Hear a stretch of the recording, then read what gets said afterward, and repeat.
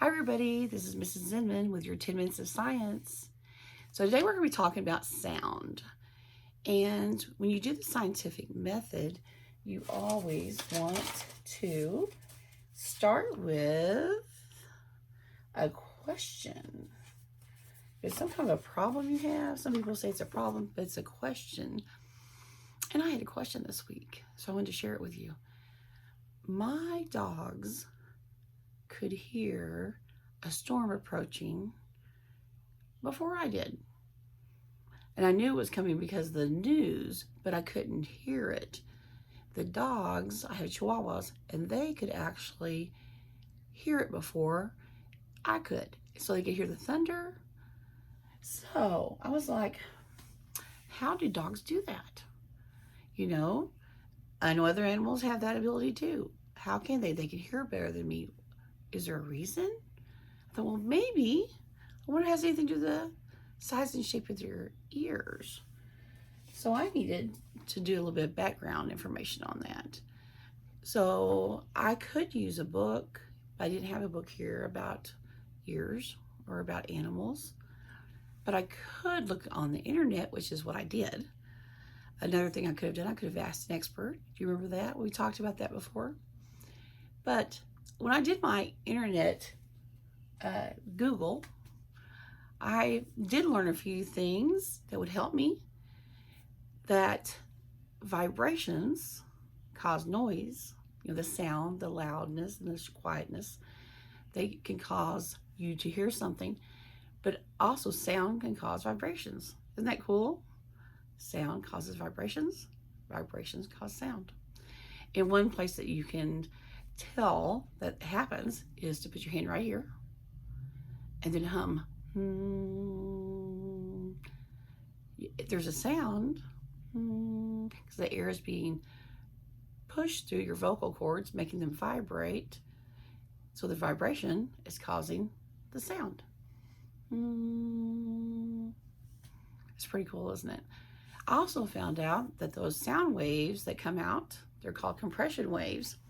And when they come here, your outer ear collects those sounds, those vibrations. They're vibrations to start with, right? And they go into your inner ear, which causes the sound. So if I have a bigger ear, shouldn't I catch more vibrations? And shouldn't the sound be bigger? Well, that is my hypothesis. Everyone say hypothesis.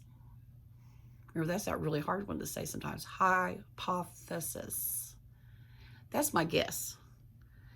I didn't find that on the internet. I didn't find that, dog ears are bigger and they should be able to hear a bit better just because, because of that. But I want to know. Remember, that's why I'm doing this experiment. So what could I do to make my ears bigger? That's my experiment. So I thought, what do I have at my house? Well, I have paper. And it can be any kind of paper. If you want to do this along with me, you can always watch the whole video and then go back and try it, or you can stop it and just get some paper because that's all you need. So if you want to cut it, you can tear it, but you could cut it if you wanted to make them a little fancier. But really, a piece of paper is all you need. I went and cut mine, and I cut it in the shape of my dog's ear. Because I have a little Chihuahua, and she's got her ears that stand straight up. As a matter of fact, they're white, just like this. But I made it pretty big because for me, I need some pretty bigger ears because I want to check this out. So what you'll need to do is once you take your paper, you just need to maybe at the bottom crumple it a little bit. And then I took mine and sort of made it like in the shape of an ear because, they sort of are concave. They cave in like this, they concave. And then you can hold it on the back of your ear like this and see if that'll help gather more vibrations so it will change the sound. That's what we're going to try to do. So you want to do that to both. And then you think, well, how can I tell?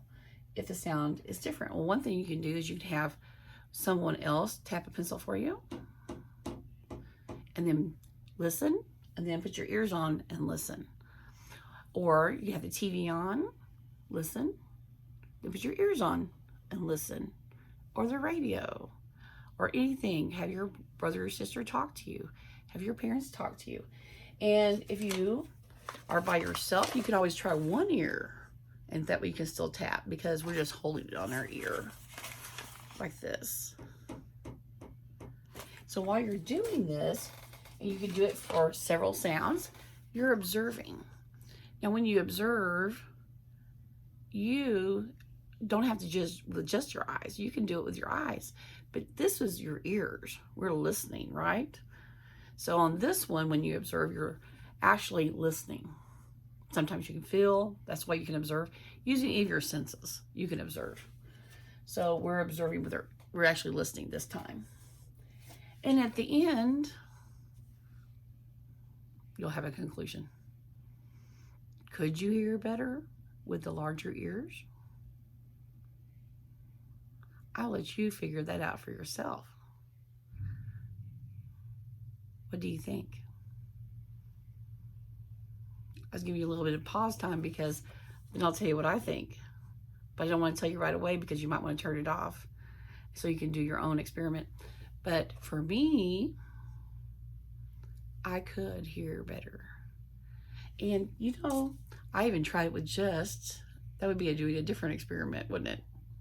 You can experiment in different ways, but for one experiment, you can change one thing. And I changed the paper big ears. If you wanted to experiment, do another experiment, you could do it with your hands and try that. Can you hear better like that? How else could you change the experiment?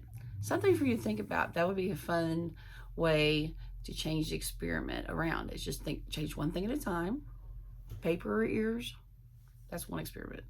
Then you can do hands over your ears. That's a second experiment. Put bowls behind your ears. That would be a third experiment. But you do everything else the same. So if you had tapping of the pencil, TV, you can still do it in different ways. So that's your 10 minutes of science. I hope you all enjoyed. See you later.